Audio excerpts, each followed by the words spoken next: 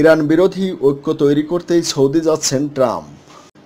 ইসলামী প্রজাতন্ত্র ইরানের বিরুদ্ধে সৌদি আরব, ইসরায়েল ও অন্য আরব দেশগুলোর মধ্যে ঐক্য গড়ে তোলার জন্য রিয়াদ সফরে যাচ্ছেন মার্কিন প্রেসিডেন্ট ডোনাল্ড ট্রাম্প। কোনো রাগঢাক না করেই একথা জানিয়েছেন আমেরিকার পররাষ্ট্রমন্ত্রী রেক্স টিলারসন। গত জানুয়ারি মাসে ক্ষমতায় আসার পর চলতি সপ্তাহে প্রথম বিদেশ সফরে ট্রাম্প সৌদি আরব যাচ্ছেন। এছাড়া তিনি ইসরায়েল ও ভ্যাটিকান সিটি সফর করবেন। টিলারসন তার ভাষায় বলেন, আমি মনে করি মধ্যপ্রাচ্যে ইরান অস্থিতিশীলতা সৃষ্টি করছে এ বিষয়ে ইসরায়েলের মধ্যে মতৈক্য রয়েছে।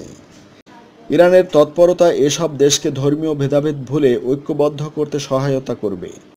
টিলারসন তার ভাষায় আরও বলেন, প্রেসিডেন্ট ট্রাম্প 3টি গন্তব্য বেছে নিয়েছেন এবং এই 3টি গন্তব্য নিজ নিজ ক্ষেত্রে ইসলাম, ইহুদি ও খ্রিস্টানদের প্রতিনিধিত্ব করে। ট্রাম্প তার সফরের মাধ্যমে সবাইকে ঐক্যবদ্ধ হওয়ার বার্তা পৌঁছে দেবেন।